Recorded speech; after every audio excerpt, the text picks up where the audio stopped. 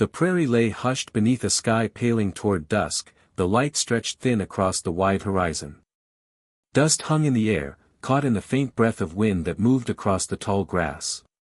Mary pulled her shawl tighter around her shoulders as she stepped down from the porch, her eyes tracing the length of the field that once yielded wheat but now yielded only emptiness. A widow's land was hard earth, and harder still when the neighbors no longer came to trade or share seed. Since her husband's death, she had lived with silence for company and duty as her taskmaster. Samuel followed her, small boots scuffing against the dirt path. He was only 11, but already he carried himself with a quiet gravity, as though some part of him understood the absence that had hollowed their home. His eyes, wide, brown, and searching, took in everything, the sagging barn, the broken handle of the plow left rusting in the yard, and the faint curve of smoke drifting from the cabin's chimney. He said little, but his silence held more weight than words could have. Mary paused, listening to the wind rattling through the loose boards of the barn. There was a sharpness in the air, the kind that promised a cold night. She thought of the empty stores inside, of the flour measured down to the last cup, of the small firewood pile stacked by the door. She pressed her shawl closer and told Samuel to fetch the bucket of water before dark. It was then that Samuel heard it, a sound not belonging to the wind or the cry of distant birds. He froze, tilting his head, and there it was again, a faint rasp, the broken edge of breath. Curiosity stirred, sharper than fear, and he turned toward the brush that edged the barn. "Stay close," Mary called, sensing his steps veer off. But Samuel did not answer. He crouched low, pushing aside the brittle grass until his eyes fell on a shape. The girl lay curled in the dirt, thin arms folded against her chest, her braids tangled with burrs and dust. Her lips were cracked, her skin dry and fevered. She looked scarcely older than himself, but her face was hollowed by hunger, her breath shallow as though each rise of her chest might be her last. For a long moment Samuel did not move. The prairie seemed to still around him, the world narrowed to the fragile figure before his eyes. Then, in a motion both hesitant and absolute, he slipped the wool blanket from his own shoulders. It was the only one he had, the only shield against the night, but he laid it gently across her body. Mary came quickly, alarm sharp in her voice. "Samuel," she called, but when she reached him and saw what he had found, her words faltered. The sight pierced her heart with conflicting tides, fear, because the girl's braids and dress marked her as Indian, dread, because the rumors of vengeance and raid still whispered through the townsfolk, and sorrow, because even in the dirt and dust, the girl was only a child, one who would not last the night in such a state. Samuel looked up at her, his expression quiet but resolute, as though daring her to tell him to take the blanket back. His small hands rested on the edge of the fabric, protecting it as though protecting the girl herself. "She's dying," he whispered. Mary's breath caught. Widowhood had taught her to weigh every choice with caution, yet in that moment, hesitation felt like cruelty. She thought of the town that had turned its back on her after her husband's death, of the cold stairs and closed doors. She thought of her own boy, clinging to her in the nights when grief was heaviest. And she thought of this girl, abandoned in the brush, as though cast aside like unwanted burden. Fear told her to leave the child where she lay. Mercy told her otherwise. "Help me," she said at last, her voice low. Between them, Mary and Samuel lifted the girl, light as driftwood, bones sharp against the skin, and carried her inside. Her head lolled weakly against Samuel's shoulder, and he held her as if she might vanish from his arms. The cabin welcomed them with its familiar creaks, the smell of smoke, and the faint glow of fire. Mary laid the girl down on the narrow cot against the wall. She fetched water, trickling it carefully against the girl's lips until her throat convulsed with a shallow swallow. The girl stirred faintly, her eyelids flickering but not opening. Samuel hovered close, unwilling to step away. His blanket remained draped across her, though its loss left his own shoulders bare. Mary reached for another cloth from the shelf, threadbare but warm, and wrapped it around her son.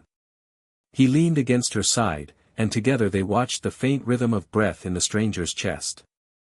The wind outside pressed against the shutters, rattling them like loose bones. The prairie stretched vast and empty beyond, a land where mercy could cost as much as cruelty. Mary knew this. Yet as she looked upon the frail child, her fear softened into something deeper. She remembered how it felt to be left alone after her husband was gone, neighbors who had once shared coffee at the table now crossing the street, unwilling to meet her eyes. She remembered the ache of rejection, the sting of abandonment. Looking at this girl, she recognized the same. Samuel's small hand slipped into hers, steady and warm. He had chosen already, his blanket told her that much. Mercy was no longer hers to grant or withhold. Mary let out a slow breath and whispered more to herself than to him, "We'll keep her safe tonight." The cabin fell to silence once more, broken only by the sigh of wind against the boards and the low crackle of the fire. Samuel remained by the girl's side, his wide eyes heavy with sleep but unwilling to close. Mary, too, kept watch, torn between dread of what dawn might bring and the quiet truth settling in her chest. Even in fear and loneliness, dignity demanded mercy. And so the night began, with a widow, her son, and a dying stranger beneath the same roof, while the prairie stretched vast and unknowable beyond their walls. The night deepened, the prairie hushed beneath its wide, starless cloak. Inside the cabin, the fire snapped and hissed, throwing long shadows across the rough-hewn walls.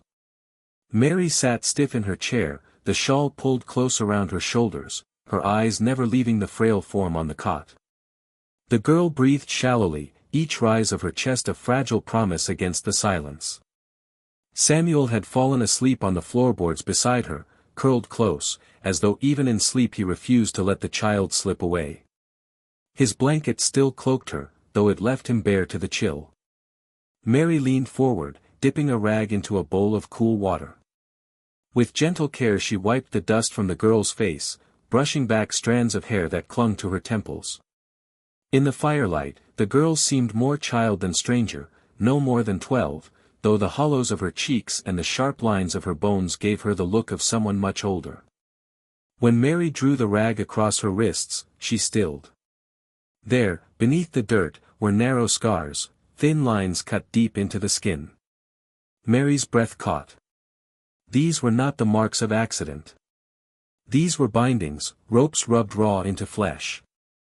She whispered a soft sound she hadn't meant to, a prayer or perhaps a lament, and the girl stirred faintly, lips parting. A word slipped out, no louder than the crack of embers, Ayoka. Her voice faltered, but the name lingered in the air, fragile and trembling. Mary repeated it under her breath, trying the shape of it on her tongue. Ayoka. A name that belonged to someone cherished, a name that made the girl more than just a body on a cot. She was someone's daughter. Someone's kin. And yet, she had been abandoned to die in the weeds. Mary sat back in her chair, her gaze drawn to the corner of the cabin where the rifle leaned. Her husband's rifle. The barrel caught the firelight and glinted like an unblinking eye. It had stood there since the day she buried him, untouched, yet heavy with meaning. That rifle had once represented protection, power, a man's place in a dangerous land.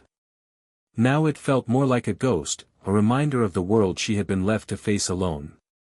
She thought of the whispers that had drifted from neighbor to neighbor, hushed but sharp, talk of raids, vengeance, blood feuds that never seemed to end between settlers and the people who had walked these plains long before cabins and fences carved them apart. She had heard stories of barns burned, of families gone missing, of scalps carried like trophies. Each tale left its mark, feeding her dread like coals feeding flame. And yet, here before her, was a child. Scarred, starved, abandoned. Not a story. Not a threat. Mary pressed her hand to her lips, remembering too well how it felt to be cast aside. After her husband's death, she had found herself outside the circle of neighbors who once called themselves friends. At first they came with pies, with words of condolence, but soon their visits grew less. When the dues came due on the farm, when she faltered beneath the work of two, they turned their faces away. Men who once drank coffee at her table crossed the street rather than offer help. Women who once borrowed her flour whispered behind their hands. The memory burned still, sharp as frostbite. To be abandoned was a wound that never healed clean. Looking at Ayoka, Mary recognized the same wound, carved into a child who had no power to resist it. She leaned forward again, adjusting the blanket around Ayoka's shoulders. The girl's breath steadied, soft but even. Samuel shifted in his sleep, his small hand stretched out until his fingers brushed the edge of the cot. Mary felt something loosen in her chest at the sight. Her son's compassion was unshaken, unclouded by fear. He had not asked who she was, or where she came from. He had not thought of vengeance or risk. He had simply seen someone in need and given what he had. Mary closed her eyes briefly, her mind stirring with the man her husband had been. Strong with the plow, sure with a rifle, yet seldom tender. He had worked hard, kept the land, but his silences had been heavy, his temper quick when drought or debt pressed in. She had loved him in the way a young bride loves the man she is given, but she had longed for gentleness that seldom came. Now she saw it shining in her son, small, quiet, and resolute. He was a boy, yet already a better man than his father had been. The fire popped, scattering sparks that died before reaching the floor. Mary lifted her head, her eyes following the trails of shadow across the cabin walls. In them she saw her own life, thin, lonely, etched with fear of what lay beyond her door. Yet in the glow of the firelight, in the fragile rise and fall of the girl's chest, she glimpsed something else. Hope, faint but stubborn, the kind that clung to life even when the world tried to strip it away. Ayoka stirred again, her lips moving without sound. Mary reached for the bowl of water, wetting the rag once more, but paused as she realized the girl's hand had shifted, clutching weakly at Samuel's blanket. The boy's gift, his only shield against the night, had become her anchor. Mary leaned back slowly, her breath trembling but steady. She understood, in a way that words could not quite shape, that the choice had already been made. Mercy had been given, and with it, a bond that would alter everything to come. The hours stretched long. The wind pressed against the cabin, carrying with it the distant groan of trees, the endless solitude of the prairie. Mary sat awake, her shawl tight, her mind wandering the paths of memory and fear. But in that firelit room, surrounded by silence, she felt something shift within her, an echo of Samuel's quiet strength. She no longer saw only danger in the girl who lay beneath her roof. She saw herself, years stripped away, abandoned by those who should have cared, clinging to dignity as if it were breath itself. And with that realization, Mary's fear, though not gone, lost its hold. Her son had shown her the truth she had resisted: compassion was stronger than fear. And perhaps, she thought as she watched him sleep, that strength would be enough to guide them through whatever came with dawn. The storm announced itself first with a low groan rolling across the prairie, a sound that made the shutters tremble before the first drops of rain had even fallen. Mary was gathering the last of the firewood into the cabin when the sky split, spilling silver veins of lightning across the dark. Thunder followed like a drum, and within moments the rain came hard and cold, rattling against the roof in sheets. Inside, the air thickened with damp. The fire in the hearth hissed and flared as stray drops slid down the chimney stone. Samuel stirred from his place near Ayoka's cot, his hair mussed from restless sleep. He blinked at the storm, then looked at his mother as though asking silently if their walls were strong enough to hold back such fury. Mary pressed the door closed against the wind and dropped the bar across it, but no sooner had she done so than another sound cut through the thunder, a firm, heavy knock. Not the wind. Not an animal. A hand. Her breath caught, her body stiffening as she reached instinctively for the old rifle in the corner. She lifted it, not yet steady in her grip, and nodded at Samuel to stay back. The boy obeyed, though his wide eyes never left her. The knock came again, louder this time, urgent but measured. Slowly, with every muscle taut, Mary slid back the bar and opened the door. The figure that filled the threshold seemed carved from the storm itself. Rain streamed from his braids, soaking the leather of his shirt and the leggings clinging to his tall frame. A rifle hung across his shoulder, its metal gleaming wet in the flash of lightning. His face was hard, the lines around his mouth deepened by grief, and his eyes burned with suspicion sharp enough to cut through the darkness. For a long breath the two only stared at one another, the storm howling at their backs. Then his gaze shifted past her, to the small shape lying on the cot. His jaw tightened, his nostrils flared. A single word left his lips, carried rough with emotion. Ayoka. Mary froze. The name hung between them like a tether pulled taut. Samuel had whispered it earlier when the girl stirred, and now it fell from the mouth of this warrior with the weight of blood and kin. He stepped forward, but Mary raised the rifle instinctively, her hands trembling. The man stilled, rain dripping from his braids onto the floor. For a moment, lightning lit the room, throwing his shadow long across the wall. His expression was unreadable, torn between rage and relief. "You are her father," Mary said at last, her voice more steadied than she felt. He gave a short nod, his jaw set, eyes never leaving the girl. His hand twitched once toward her, then fell back to his side. The storm outside roared, shaking the cabin walls. Mary lowered the rifle slowly, uncertain if it was courage or surrender. "You may come in," she whispered. He entered without a word, the air shifting with the weight of his presence. The door closed against the storm, leaving only the sound of rain hammering the roof. Silence pressed down, thicker than smoke, filling every corner of the cabin. Samuel rose from the floor, his small frame half hidden behind the cot. He looked at the man with something between awe and fear, then glanced at his mother as though waiting for her lead. Mary gave him the faintest nod. The warrior crouched beside the cot, his hand brushing Ayoka's damp hair. His eyes softened for a moment, though suspicion returned quickly as his gaze flicked back to Mary. His daughter lived, but she lived beneath a widow's roof, wrapped in a boy's blanket. Trust was not easily granted. The silence grew unbearable. Samuel shifted, then moved toward the fire. His hands shook as he reached for the blackened pot and poured steaming coffee into the tin cup his father once used. He carried it carefully, his steps uneven, and held it out. The man studied him, eyes narrowing. Samuel swallowed, his small hands trembling beneath the weight of the offering. At last, the warrior took it. His scars, thick, pale lines that crossed his knuckles and ran down his forearm, caught the firelight, telling silent stories of battles fought and endured. He drank. The fire cracked.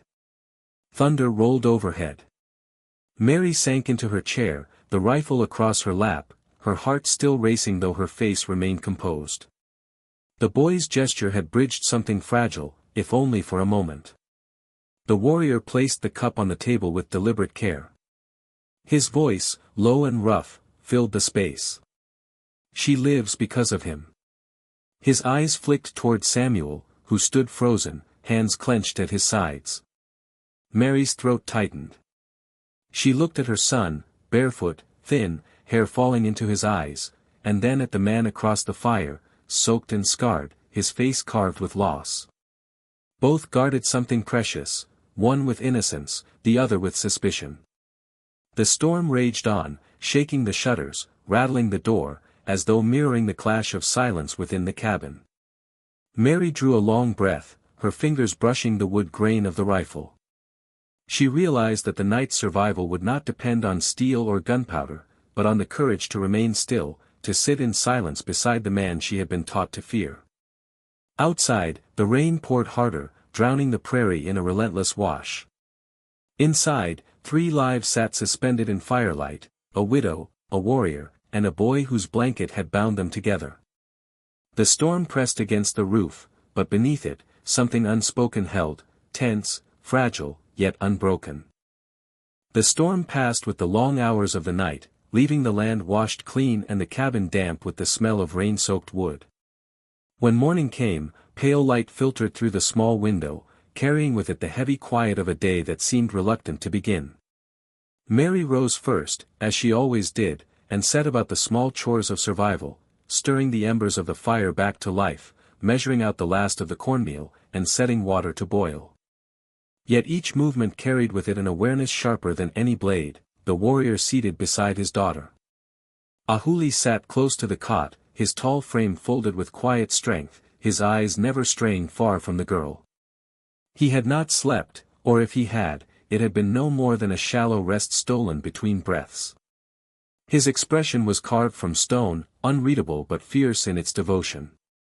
Every so often he laid his hand across Ayoka's forehead, checking her warmth, brushing a strand of hair back from her brow.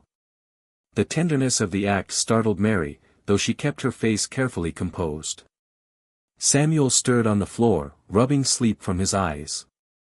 He looked at his mother, then at the man, and then at the girl whose cheeks now showed a faint trace of color. Relief softened his features, though he remained quiet, sensing the tension that thickened the air. The morning dragged, each sound magnified, the scrape of Mary's spoon against the bowl, the creak of the rocking chair, the low crackle of the fire. Words did not come easily. Ahuli's presence seemed to swallow them whole. Yet Samuel, being a boy unburdened by the long history of fear and prejudice, moved with a simple kind of courage. After breakfast, he disappeared into the corner where his few belongings lay bundled. From it he pulled a small carved horse, whittled from soft wood with lines rough but earnest. Its legs were uneven, its head too large, but Samuel held it carefully as if it were something fine. He approached the cot, offering it not to Ahuli but to Ayoka. Her hand twitched weakly, but her eyes remained closed. Ahuli's gaze sharpened at once, protective, yet he did not stop the boy. Instead, his eyes flicked to Samuel's face, reading it with the same intensity he might read the sky before a storm. What he saw there, innocence without agenda, seemed to hold him still. Samuel set the horse gently by the girl's side. "It's for her," he whispered. Ahuli's jaw flexed, but he said nothing. His hand, scarred and strong, rested against the blanket. He glanced toward the rifle leaning in the corner, then back at the boy. The weight of history hung heavy in his silence.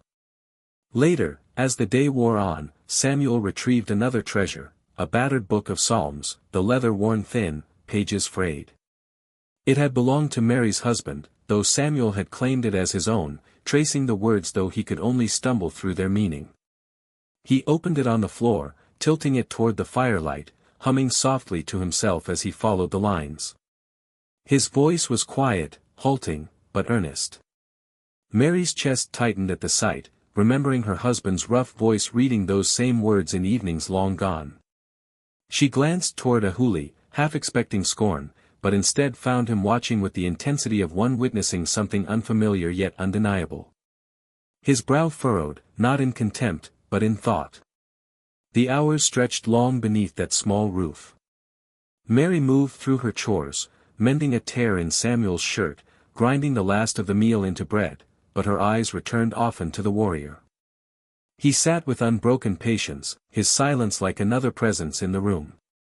She feared him, yes, but fear was slowly being joined by something else, something she did not yet dare name. Evening came. The fire burned steady, its glow casting warm light over the cabin's worn boards. Ayoka slept, her breathing stronger now, color warming her cheeks. Samuel had dozed again on the floor, his small frame curled beneath Mary's old shawl. The silence had held all day, heavy and unmoving, until at last Ahuli broke it. His voice, low and rough from disuse, startled her more than a thunderclap. "She is alive because of him." The words fell into the room like stones into water, rippling outward. Mary looked up sharply. He was staring at Samuel, then at her, his expression grave but softened by something deeper. Mary swallowed, her throat tight. She wanted to speak but found no words ready. She only looked at her boy, his hand still resting close to the cot even in sleep, and felt a swell of something fierce inside her. Ahuli's gaze lingered on Samuel a moment longer before it shifted back to his daughter. He did not say more. He did not need to. Mary let out a breath she hadn't known she was holding. The walls of the cabin still pressed close, the roof still felt like both shield and prison, yet something had changed.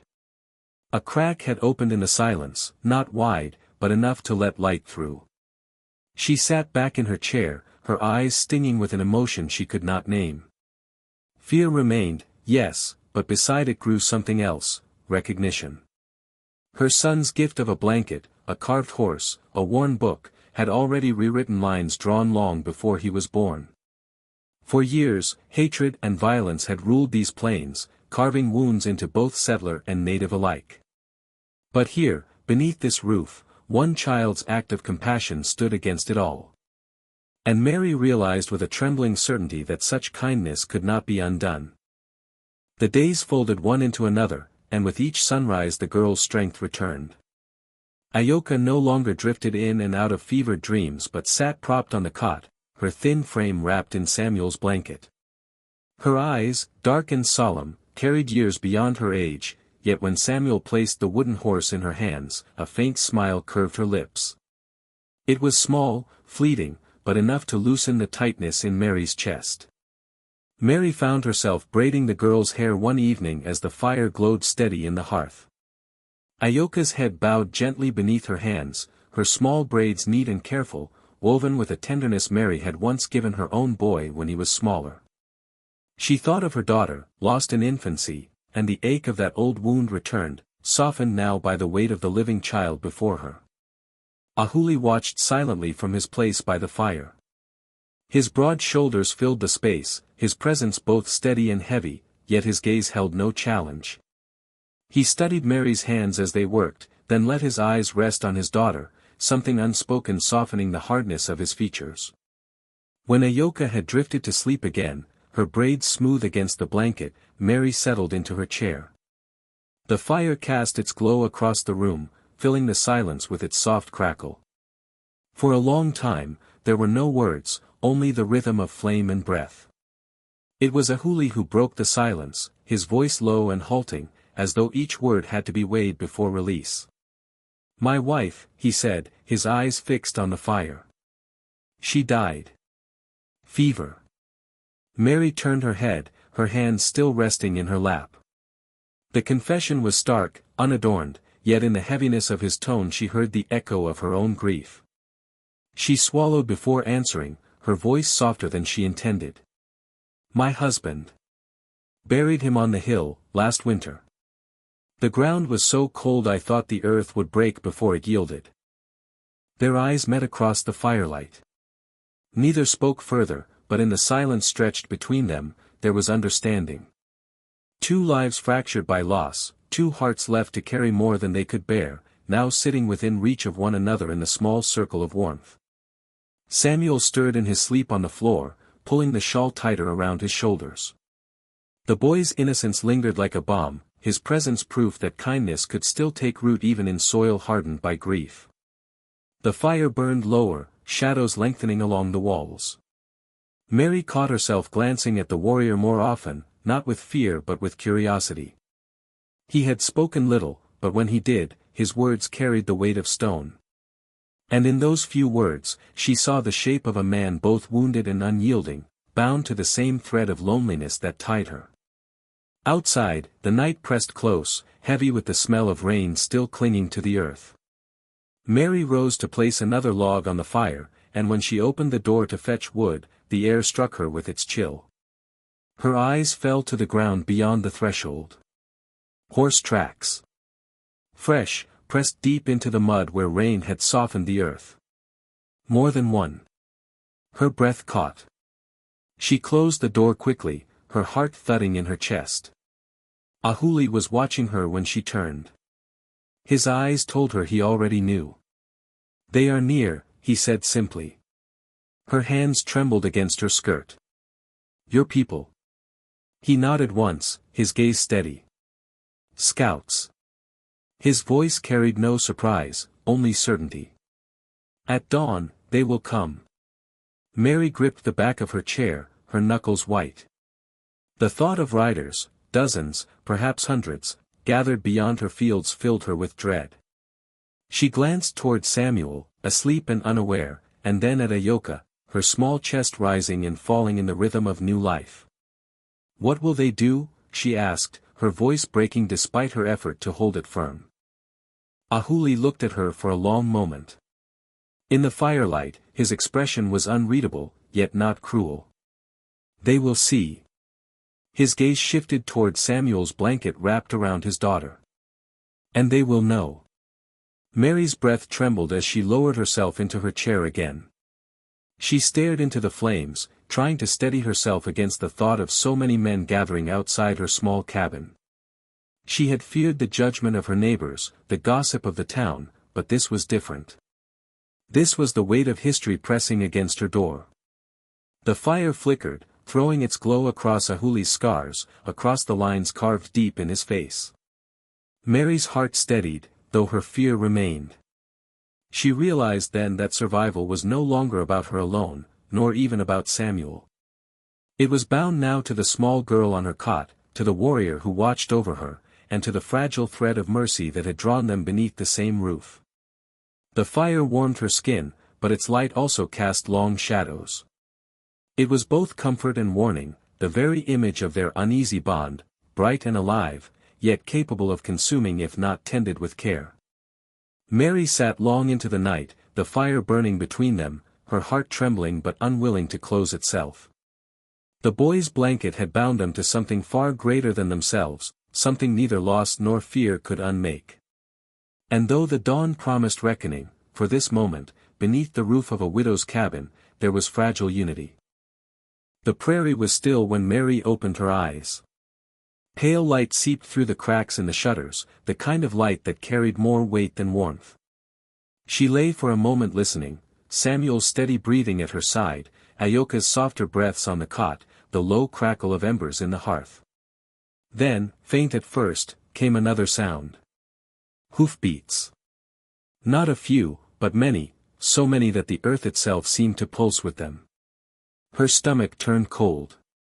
She rose quickly, clutching Samuel by the shoulder. He stirred, blinking up at her, but when he heard the sound, his small body stiffened. Mary held him close, her hand pressing to the back of his head as though she could shield him from the tide rolling toward them. Ahuli was already awake. He stood tall, his figure framed by the window's dim light, his expression grave but steady. Without a word, he turned to the cot and lifted his daughter into his arms.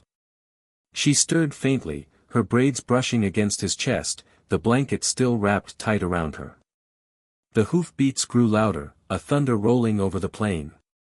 Mary stepped toward the door, every part of her trembling.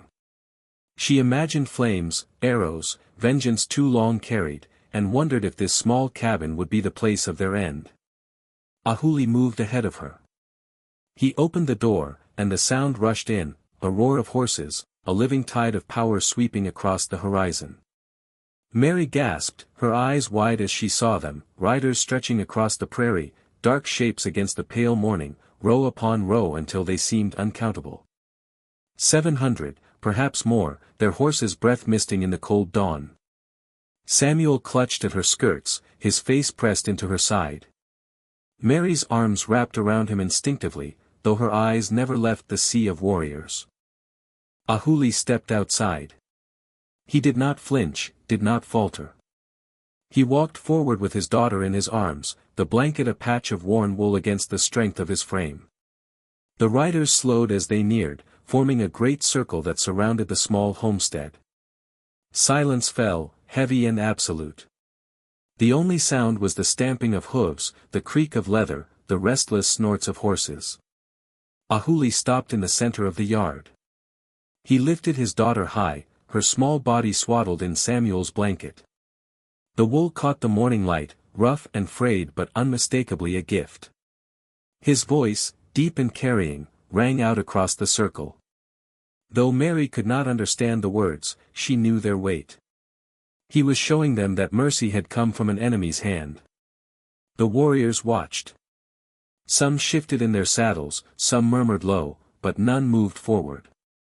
A silence, taut as a drawn bow, stretched long across the field. Then, slowly, the tension eased. Spears lowered, rifles dipped. A murmur spread like wine through grass, respect, disbelief, something between the two. Mary's heart pounded, her arms holding Samuel so tight he squirmed. She felt tears sting her eyes, not from fear now but from the enormity of what she witnessed. What had begun with a boy's blanket had grown into a covenant no words could have forged. Ahuli lowered his daughter and held her close again. He turned his head toward Mary, his eyes finding hers across the distance. He did not smile, but he inclined his head once, a gesture both grave and reverent. Gratitude lived in it, and something more, acknowledgement of her courage, her mercy, her place in this fragile chain of survival. The warriors began to turn, one by one, their horses wheeling as the circle opened. The sound of hooves returned, but now it was retreat, not charge. They rode back toward the horizon, their ranks a river of motion until they were no more than dark flecks against the dawn. When the last rider vanished into the distance, silence fell again. Not heavy now, but clean, like the stillness after a storm. Mary drew a breath that shook in her chest, then another, steadier.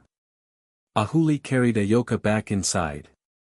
He laid her on the cot, adjusting the blanket with care. Samuel crept closer, his eyes still wide, but his hand reached for the girl's. She gripped it faintly, even in sleep. Mary sat in her chair, her body weak with release, her eyes on the fire that glowed back to life in the hearth. The rocking chair creaked beneath her, no longer haunted by the weight of loneliness. She looked around the cabin, small, worn, patched with years of hardship, and felt something she had not felt in longer than she could remember, peace. Ahuli stood by the fire, his figure tall and steady. For the first time, Mary saw not a threat but a man bound, as she was, by love for his child and by grief for what he had lost. Their eyes met again, and this time there was no fear between them. Only understanding. Samuel curled close to Ayoka, his small body leaning against the cot. His blanket, worn and thin, had become something far greater than cloth. It had been the bridge, the offering, the proof that mercy could grow even in barren soil. Mary closed her eyes, her hands folded in her lap. She thought of the neighbors who had turned their backs on her, of the cold stares and whispered words. She thought of her husband's grave on the hill, the nights she had wept alone. All of it had led her here, to this moment of quiet where grief met grace, where fear yielded to compassion. When she opened her eyes again, the light of morning had grown stronger, painting the room in gold. Outside, the prairie stretched vast and endless, no longer a horizon of threat but of possibility. Mary reached for the kettle and poured coffee into 2 cups. She set one on the table before Ahuli. He accepted it with a nod, his hand scarred but steady. The fire between them burned warm, no longer only danger, but promise. And in that quiet cabin, where loss and mercy had met, a seed of healing had been sown, small, fragile, but alive.